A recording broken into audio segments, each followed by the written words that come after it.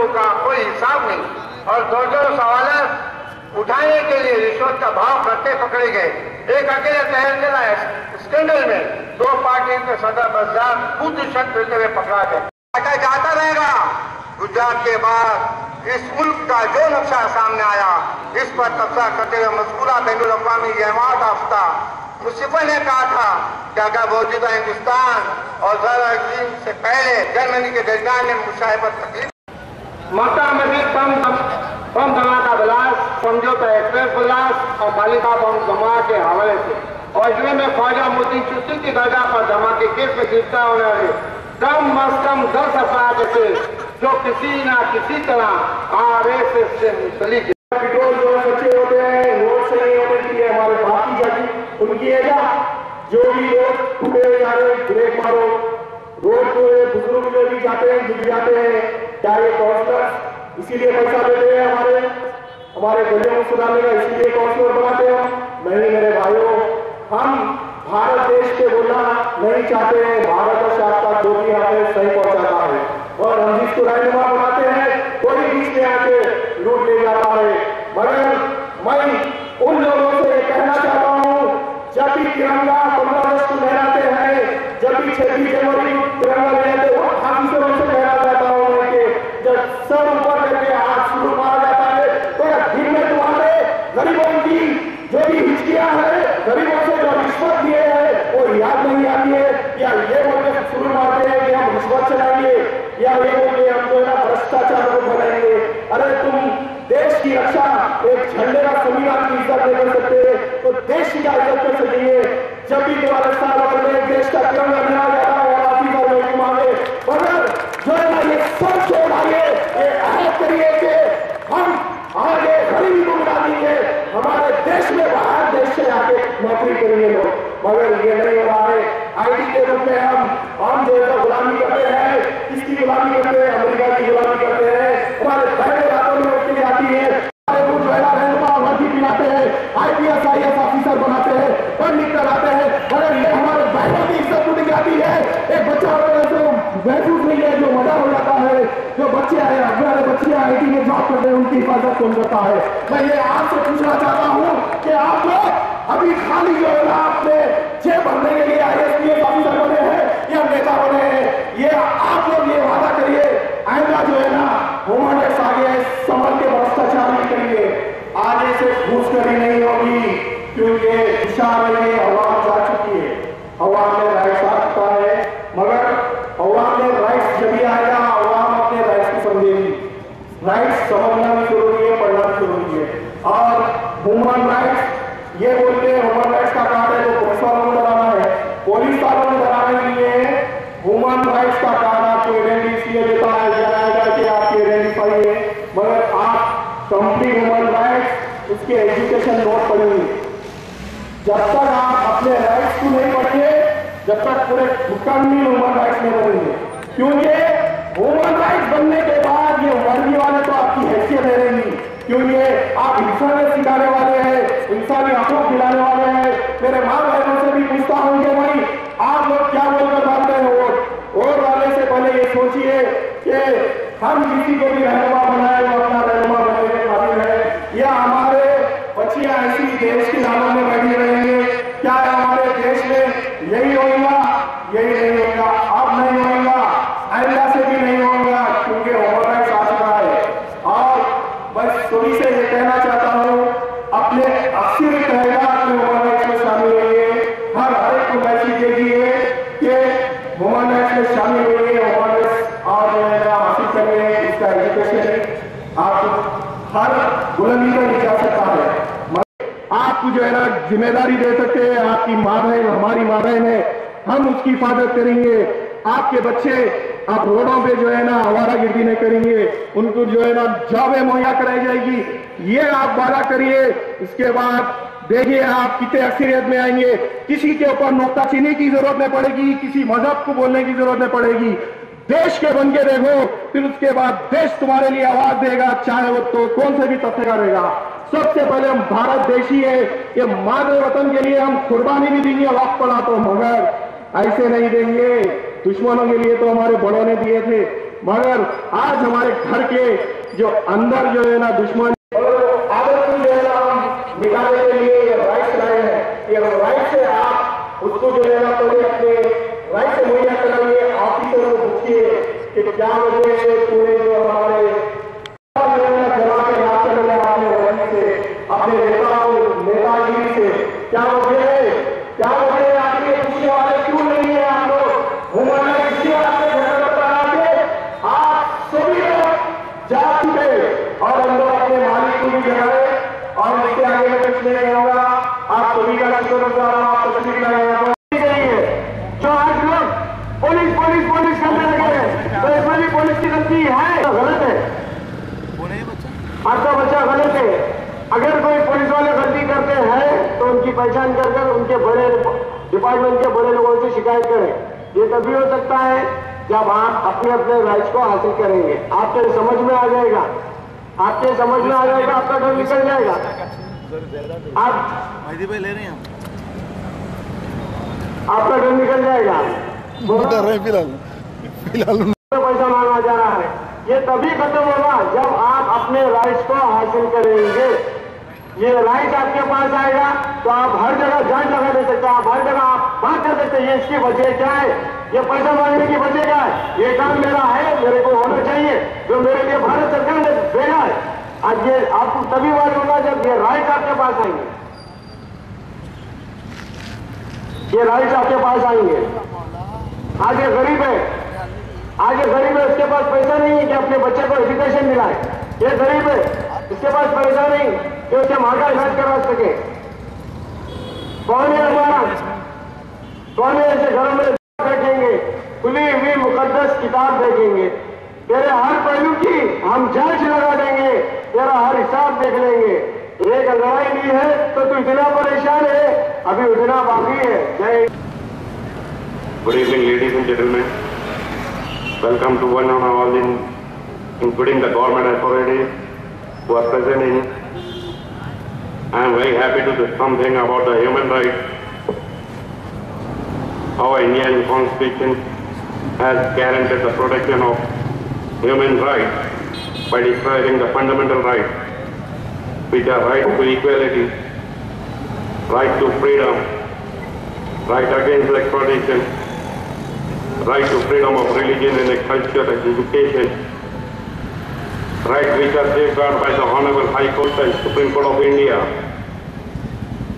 Now our aim to, before the government authorities, caveat judicial authorities, etc.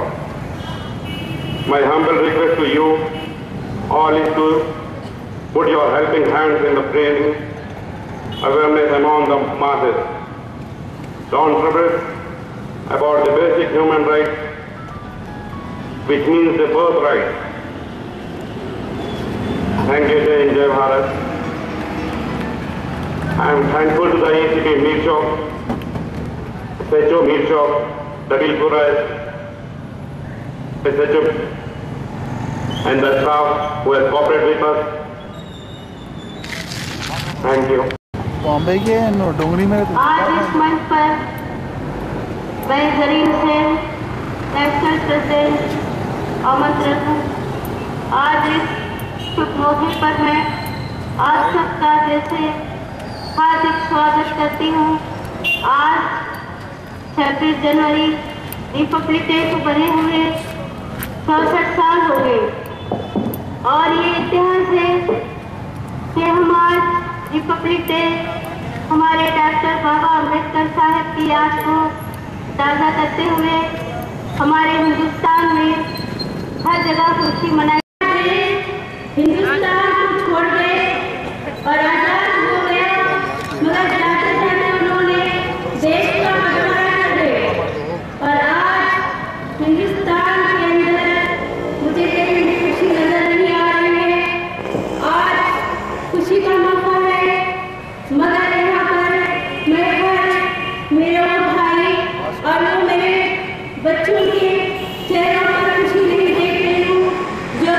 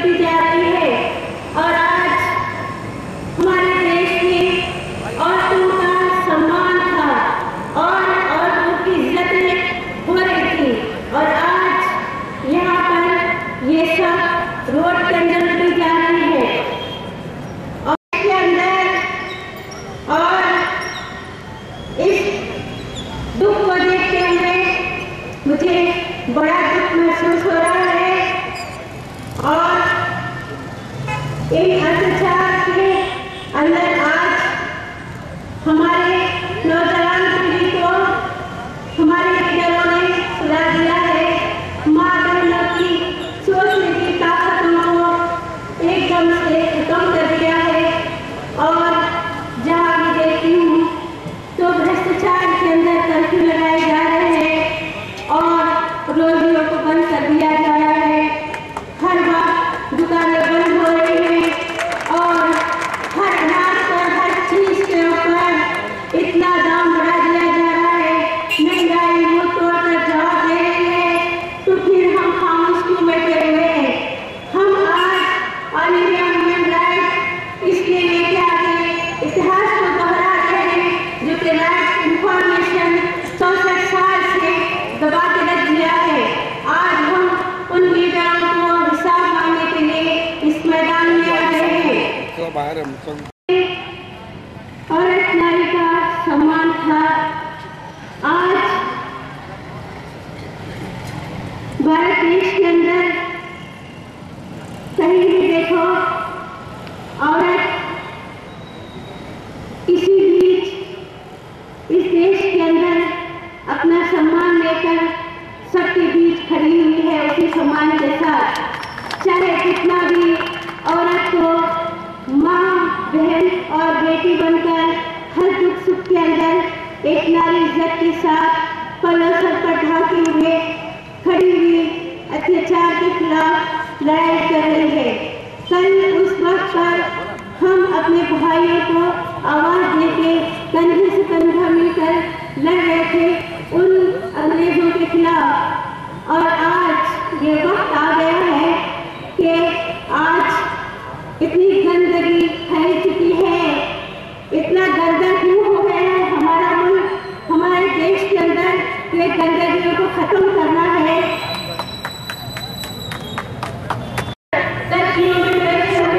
हमारे बच्चों के दिमागों में कुछ ऐसे गंदे चालों को और इतने गंदे कंपनियों के अंदर इंटरनेट के जरिए दिमागों में गंदगी भर रहे हैं और इसी के साथ गंदी तस्वीरें और इंटरनेट के जरिए बच्चों के मोबाइलों में गंदगियां और गंदगी फैला दी है। हमारे बच्चे आज गुमराह क्यों हो गए हैं?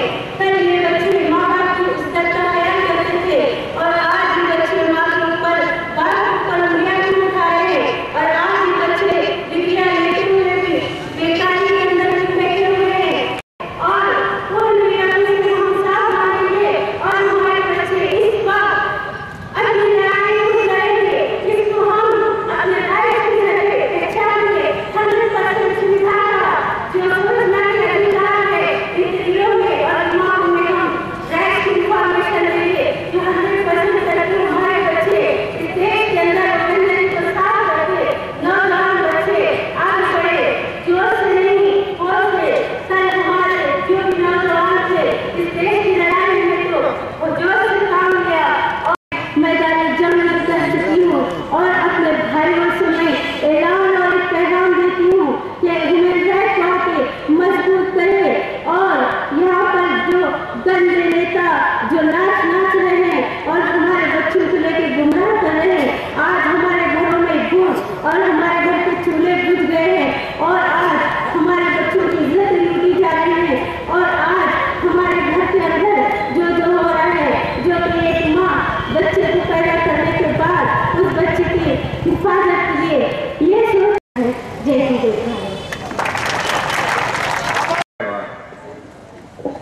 इतने जोश के इनकलाब में मत जाना, वंदे मातरम मत जाना जैसे गैस से बंटवारा होता। इतिहास को जरूर याद रखना। अगर बड़े बुजुर्ग की नसीहतों को जो भूलते जा रहे हैं उसी का फायदा ही होता है। हमको मालूम है हिंदुस्तान के हर नवाब में हर बच्चों में जोश, ऐसा जोश था कोई नहीं देख रहा। तो ये इंकलाब का नारा निकले, जरूर निकले, मजा आया। लेकिन अब वो वाला नहीं निकलना चाहिए जिसने हमारा बंटवारा कराया।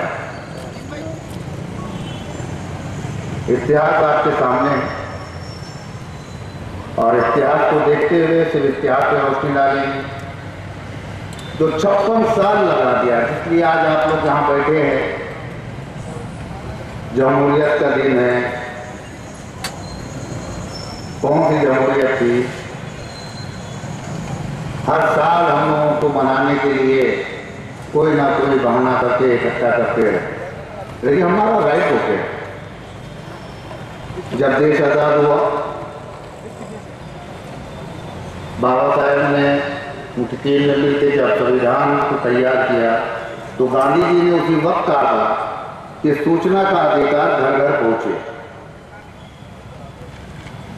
तभी स्वराज आएगा, तभी देश अच्छा होगा। तो जिसका मकसद बंटवारा था वो सूचना का अधिकार कैसे आपको दे देता है?